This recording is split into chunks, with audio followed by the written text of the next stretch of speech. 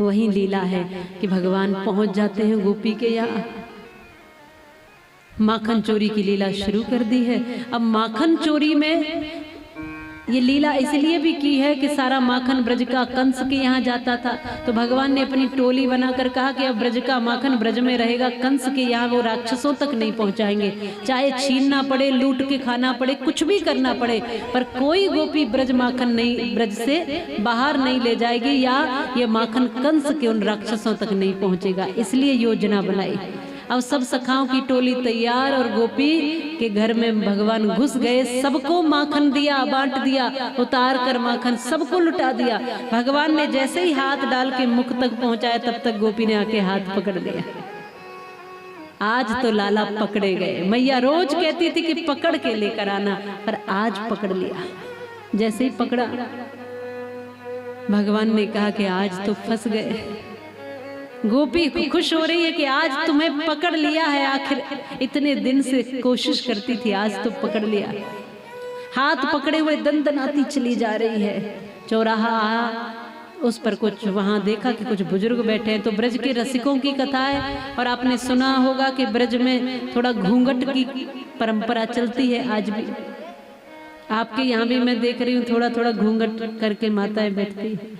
अब यहाँ तक भी, यहाँ पे भी आके माताएं फोटो खिंचाती है, लेकिन घूंघट में। तो थोड़ी सी घूंघट की एक प्रक्रिया है।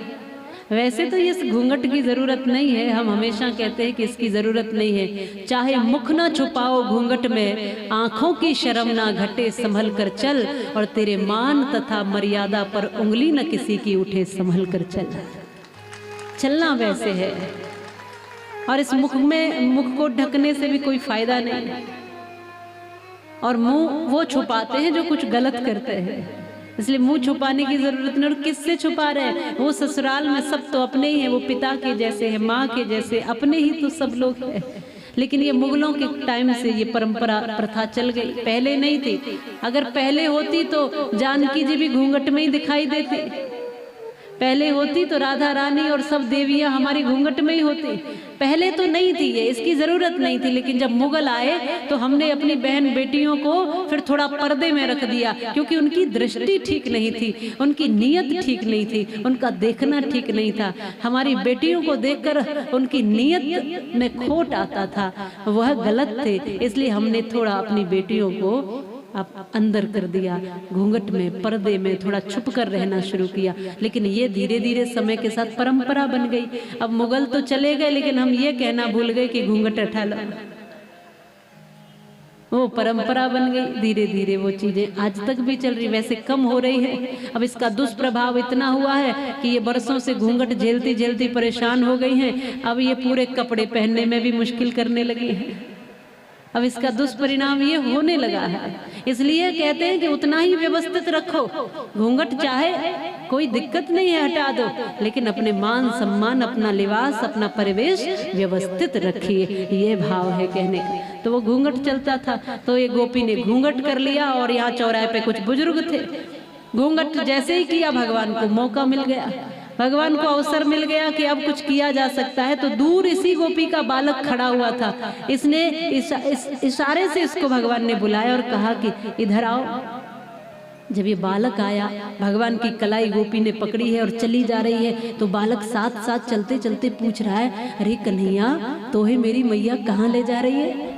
तो कन्हैया भी देखो कितने होशियार है, कहते हैं कि लाला, तेरी मैया मेरा ब्याह करावे ले जा रही है। तो फिर कन्हैया से पूछते हैं, ये पूछते हैं कि लाला, फिर तू दुखी क्यों है? अगर ब्याह करवावे ले जा रही है तो फिर तू खुश क्यों नहीं है? तो कन्हैया कहते हैं कि देख भैया, मेरी मैया के बिना पूछे ले जा रही है, इसलिए दुखी हूँ।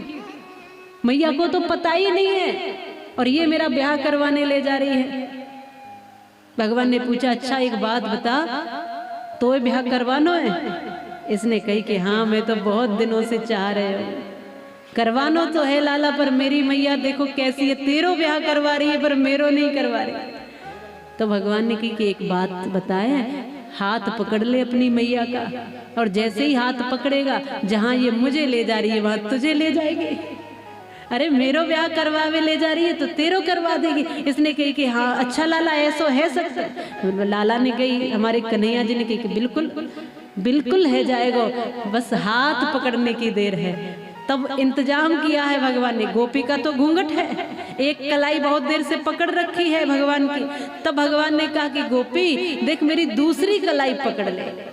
एक कलाई बहुत देर से दुख रही है, मैं कोमल सो छोटो सो बालक हूँ, तेरे कठोर कठोर से हाथ है, तू दूसरी कलाई पकड़ ले। इसने कहा ठीक है। अब चली ऐसे जा रही है और दूसरा हाथ पकड़ने के चक्कर में अपने बालक का ही हाथ पकड़ लिया।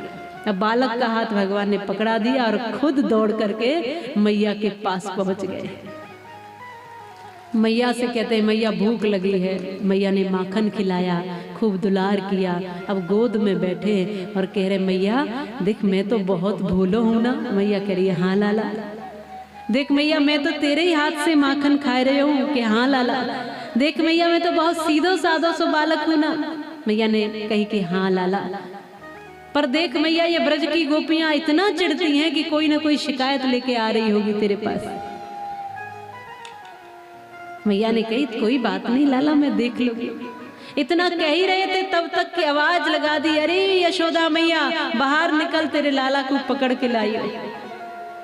मैया निकल के आई और बाहर आके खिलखिला के हंस रही है कि ये कह क्या रही है।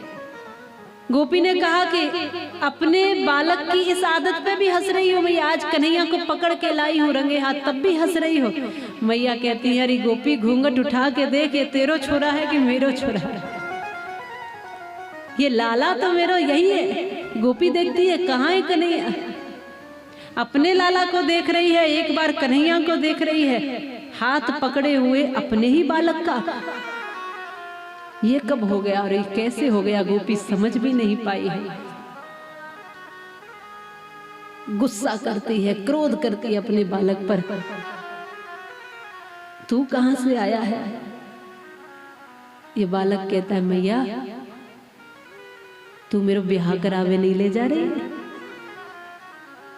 गोपी कह रही है वो तो घर करवाऊंगी बेटा चल। और ये कन्हैया कहाँ गए, ये सामने खड़े हैं, ये श्याम सुंदर सामने खड़े मुस्कुरा रहे हैं और ये बता रहे हैं कि कोई कितना भी चतुरों से चतुर हो, चतुराई से मुझे बांध नहीं सकता, पकड़ नहीं सकता। प्रेम में मैं अपने आप बंध जाता हूँ। सबसे ऊंची प्रेम सगाई। चतुराई से मुझे कोई नहीं पकड़ सकता, कोई नहीं बांध सकता, कोई अपना नहीं बना सकता। अगर तुम ये सोचती हो कि चतुराई से कृष्ण को पकड़ लेंगे और बांध लेंगे तब ये संभव नहीं है। पर जब प्रेम से मुझे बुलाओगी तब मैं खुद ही बंधा चला आऊंगा। प्रेम सबसे ऊंचा है। मैया जब उखल से बांध रही थी तब थोड़ी सी रस्सी छोटी हर बार पड़ जाती थी, पर जब देखा मैया विकल हो गई, दुखी हो गई तो स्वयं भगवान उखल से बंध गए। अरे भगवान को बांध कौन सकता है भला, स्वयं बंध जाते हैं भक्तों के प्रेम में। प्रबल प्रेम के कारण हरि को हमने खुद का नियम बदलते देखा और अपना मान टले टल जाए पर भक्त का मान न टलते देखा। प्रभु ऐसे है।